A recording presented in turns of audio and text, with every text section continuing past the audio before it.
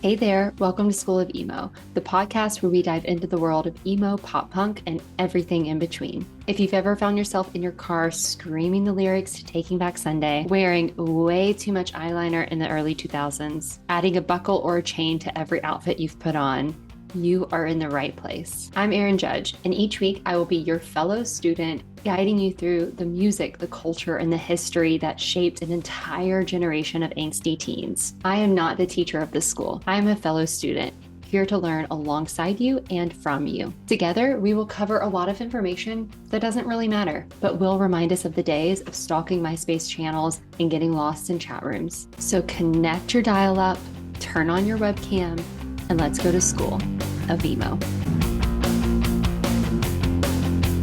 School of Emo, welcome back to another class. Today we are talking about the story So Far, one of the bands that dominated the MySpace era, but one that I just wasn't as familiar with. And they've been having a little bit of a, not necessarily a comeback, but they're showing up more as this whole emo revolution is happening. So excited to dive in with you today. And if you are a huge fan, you're going to love it. If you are like me, where you know the band name, you kind of know about them a little bit, but you don't quite know their story, you're in for a special treat. So we are going all the way back to 2007, kind of right after, right, that big peak of emo and that third wave that was happening in the early 2000s.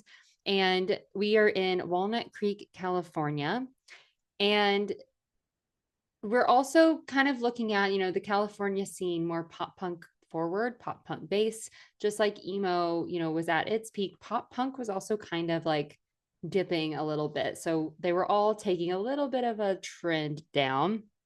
But that's when the story so far formed and came together, including the lineup of Parker Cannon on vocals, Kevin Geyer on guitar, Will Levy on guitar, Kellen Kappener on bass, and then Ryan Torf on drums.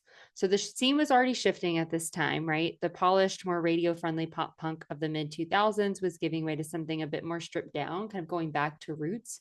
So we're seeing a little bit more of the DIY scene start to grow, more of an aggressive sound. Like the scene was kind of going back towards that after kind of mainstream success was happening. So it's also probably the time where we saw a lot of division and even the emo forward space of, was the third wave even truly emo or not, right? This is around that time where people were starting to really divide based on the mainstream success of the genres and the scene as a whole.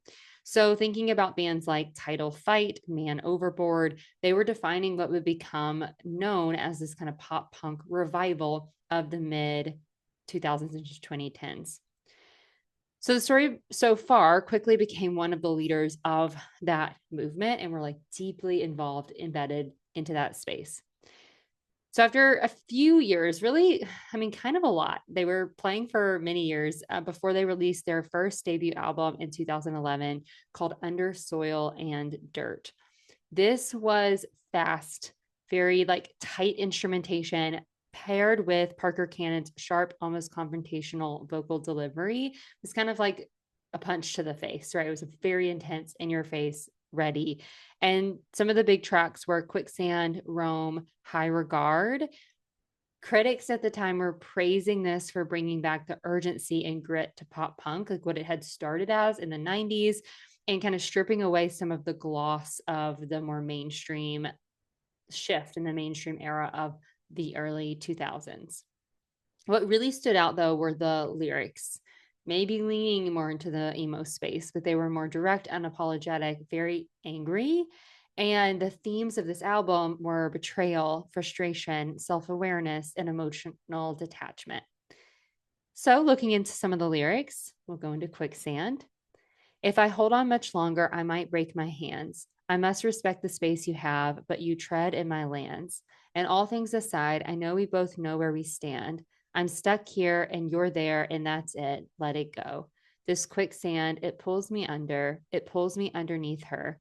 And I'm learning how to live with my unintended consequences while you're busy jumping fences, afraid to stay in one spot for too long.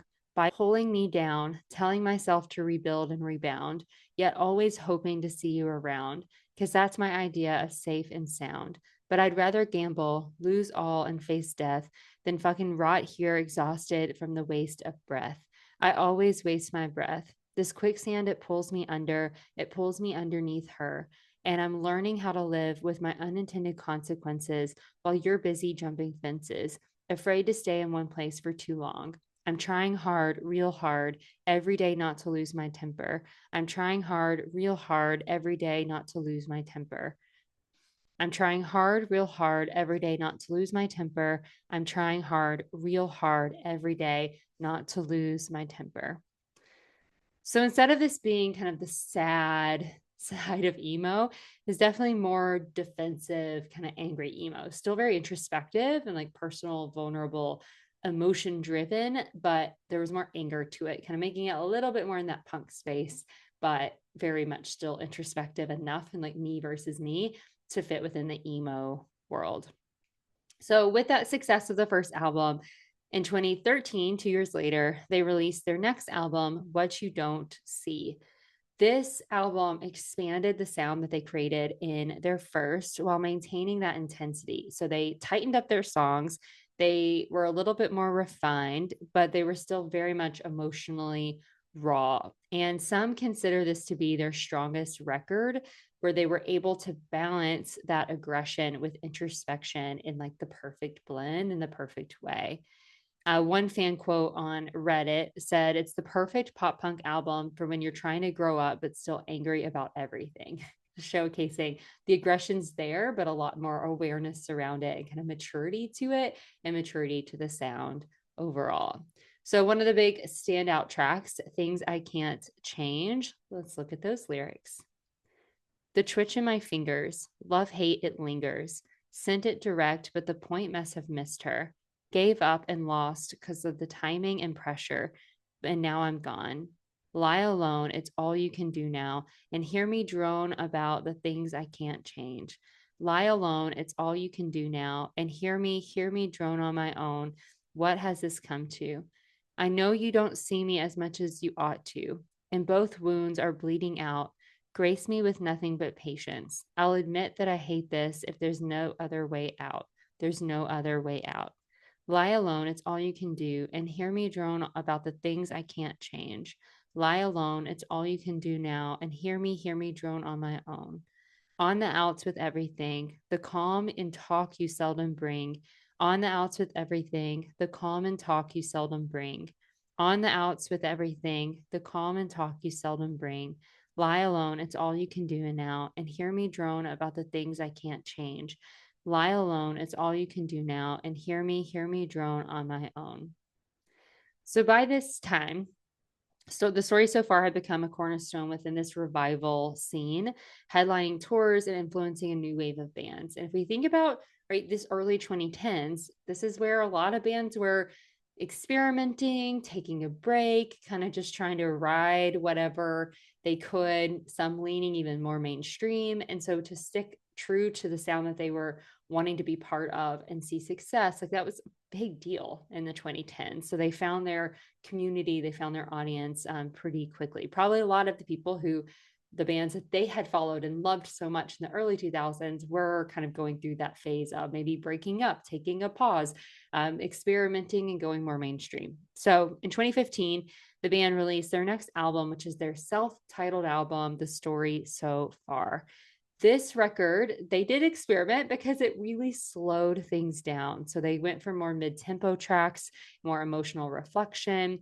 And while it was a sign of maturity, it also did kind of depart from the pace that fans expected and like the energy of the music that fans expected. So maybe leaned a little heavier emo, but was their way of experimenting while still staying true to the introspection and even some of the aggression in the lyricism, even if the sound didn't necessarily kind of follow that. Many fans believe this album was just not quite as good as the first two. And since there was a lot of hype leading up to its release, it was received as a bit of a letdown because there's a lot of talk about it. It being the self-titled album, a lot of people were let down by the slowness of it all. But the lyrics still stood out, and many fans grew to love some of the songs, despite the sound being a bit of a shift from what they were before. So during this era, during all this time, the band faced some criticism, primarily for Parker Cannon's onstage behavior. So around this time, he was very aggressive on stage, but he had some incidents where he kicked fans who climbed onto the stage and was criticized just for how he treated fans and the aggression that he displayed in his action. So the band later addressed these moments, emphasizing safety concerns, but the incident sparked broader conversations about crowd culture and accountability in the scene. So not necessarily him only in the wrong, but a lot of conversation about how these interactions could be. So some defended him for just keeping himself safe and blamed it more on fan behavior. Others felt that he crossed a line, and despite the fan behavior. And so it did lead to a little bit of controversy there, but didn't slow the band down, didn't cause any breakup. He didn't leave the scene, right? Just a little bit of debate, talk, and conversation. But in 2018, they released their most mature and introspective album called called Proper Dose, featuring a standout track, Upside Down. This was one of their biggest turning points as a band. The anger was still there, but it was even more introspective and directed more inward. So, very much more emo than even pop punk. So, they had themes of mental health, substance use, self reflection, growth, very mature experiences, kind of reflecting them growing up and the things that they were going through. A quote from Parker Cannon at this time after the release was, "I wanted to write something honest about where I'm at, not just where I was." So, with this, fans really did connect, and fans were growing up too. And so there was a lot of reception for what was really talked about through the lyrics, and especially coming off of an album that maybe was hyped up but then felt like a letdown. This album was, it felt more refreshing and like that's something that fans could just take as it is and truly connect to it. So looking at the lyrics of Upside Down, 24, staring in your face like it's the front of the door. I know right now is hard because this all feels like a chore. I don't want this as a job. Help me find something more. I cannot tell the ceiling from the floor. Is this really what you want? Swear I never meant to haunt. All I ever do is taunt. Couldn't handle how you flaunt. Now it's quiet on the front. Has been for so many months. Now it's wild to remember. I was in love with you once. It's all love now, upside down. It's all love now, upside down. Let me go, cut the leash before I'll lose us in a bad undertow. Have to channel how you made me feel, to play every show, make my snide suggestions about the things I don't know. I will not catch a feeling, I'll just float. All that time across the pond, all this resin in my lungs, no more room to shoulder on. Am I even having fun? Colin's sleeping with his gun. Scott is looking for the one. Mertz is going by Ryan now that we've all had our run. It's all love now, upside down. It's all love now, upside down. Carry baggage I can't put down. Every show, every night, every town. Carry baggage I can't put down. Every show, every night, every town. It's all love now, upside down. It's all love now, upside down. So since this album, there was a bit of a, I guess, a break or stretch with no new releases. But in 2024, they released their latest album, I Want to Disappear. And overall, this has been received well as a strong, nostalgic return to the faster pop punk roots, many praising its emotional honesty and calling it a no skip record. Some critics did find it to be a little bit of a derivative. It's kind of what they've done. Fans appreciated the blend of Proper Dose maturity and early album energy, highlighting the songs Letterman and Big Blind as standout tracks.